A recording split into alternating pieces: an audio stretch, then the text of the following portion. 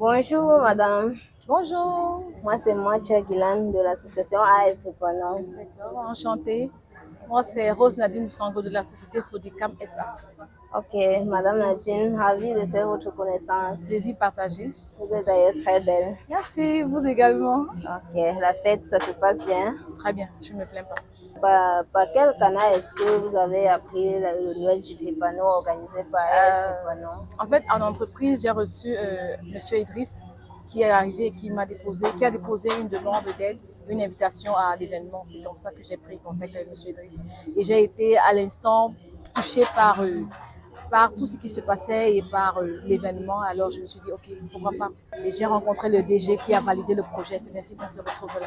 Racontez-nous votre première expérience à AS Panon. Bon, c'est notre première expérience aujourd'hui. C'est la première fois que j'arrive.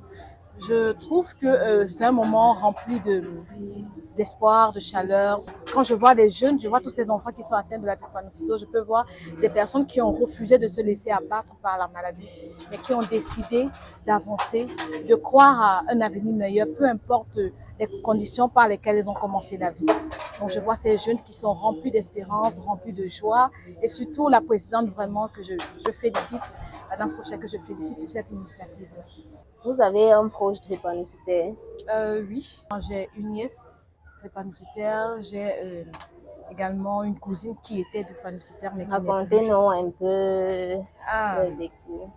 Bon, ma nièce, c'est vrai qu'elle vit à Yaoundé, mais quand elle arrive à Douala pour des vacances, j'ai déjà expérimenté ou j'ai déjà assisté à une ou deux de ces crises. Bon, elle se plaignait des douleurs osseuses, elle se plaignait du froid, elle avait énormément froid.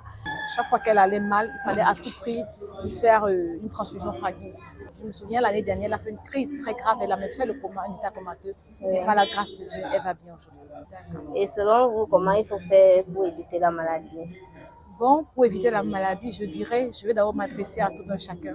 En amont, il est important de faire des examens avant de se mettre en relation, avant de s'engager dans une relation de mariage. D'accord. Quel mot est-ce que vous pouvez adresser à l'association AS Panon? Courage. Merci. Courage et continuer à sensibiliser et à communiquer cette espérance-là, cette joie, cet amour. Et j'aime beaucoup ce leitmotiv-là pour lequel vous vous battez, cette cause-là en fait. C'est pas parce qu'on est drépano en fait qu'on a un échec dans la vie. Un peu. On peut être drépano, mais on peut réussir dans sa vie sociale, dans sa vie professionnelle, on peut réussir dans sa vie académique et tout autre. Donc vraiment cette espérance, cet espoir, cette joie de vivre que vous communiquez et un seul mot, courage et aller de l'avant et surtout continuer à espérer à Dieu.